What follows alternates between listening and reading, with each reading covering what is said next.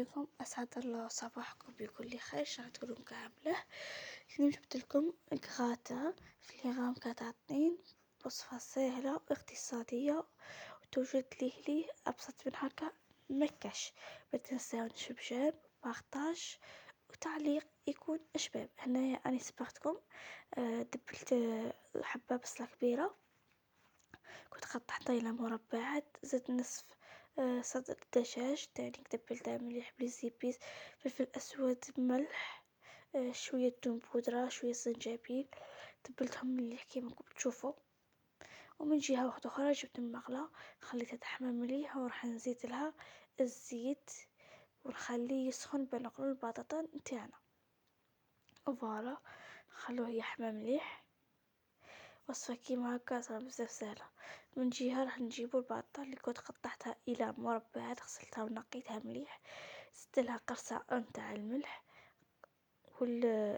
عفوا تاع الفلفل الأسود، وزدت الملح، وراح نزيد لها مكون اللي راح يخليها هشيشة وما تشرب لكمش الزيت الفاني، واللي هي الفرينة. راح نبدأ نزيد تدريجيا بشوية تري تدخل حتى للبطاطا. فوالا كيما راكم تشوفوا كيما هكا اللي زدت غير بشويه تتحسوها دخلت في البطاطا. بنقلوها هذا سر باه البطاطا ما تشربلكمش الزيت وتجيكم خفيفة ريشة. هنايا خليتها تنقلها نوجد البيشاميل على طريقة تاع لي ريستورون، يخدمولك كلش البارد في البارد. انا درت الحليب حوالي 2 كؤوس ولا على حسب ما تبغي انتي، على حسب الكمية تاعك. رشة تاع فلفل اسود، رشة تاع الملح، والجبن المبشور كيما كان كترت الجبن المبشور باش تجي بنينة. مغرف كبيرة تاع الفرينة، مغرف تاع المارغرين، مغرف كبيرة تاع الجبن. راكم تشوفوا انا نستخدم هذا الموندور. راح نخلطوا البارد في البارد ونديرو على النار. تبغيها خفيفة تبغيها تقيل، انا خليتها شوية خفيفة. هذيك هي من نخلطها وندخلها للفرن تشرب لنا ديك شوية. هذه طريقة يستخدموها أصحاب المطاعم. فوالا كيما كنت تشوفوا أنا خليتها هنايا شوية خفيفة. من جهة نجيب أنا هذه البسيلة درت فيها البطاطا اللي طابت اللي غليناها مع البصلة والفيونت، ديك الكفتة اللي طحناها، نخلطو كاع على المكونات حتى ينسجموا لنا مليح. وراح نفرغ عليها هذيك الصوص بيشاميل كيما راكم تشوفوا. فوالا وراح نبدأ نخلط كلش مع بعض، يعني حاجة سهلة وخفيفة بس كيف هكا مكاش.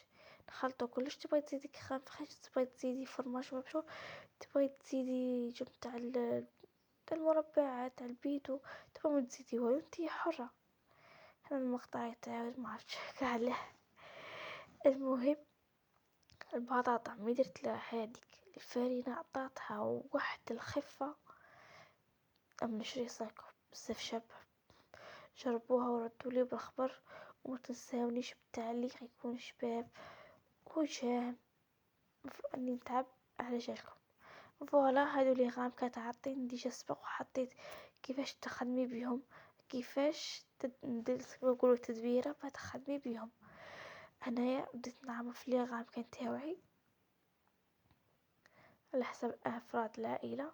وهنايا نزيد في الجبن تاع الشيدر. هنا باقي 5 دقائق ويأد 10 دقائق بليطون بيأدي الأذان، يعني دخلتهم للفرن داو ديك التحميرة يلا وخرجتهم.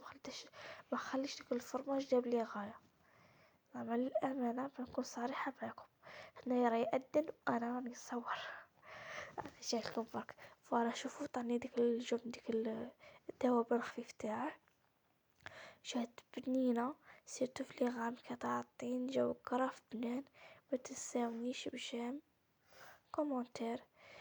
تقبل الله منا ومنكم، والسلام عليكم.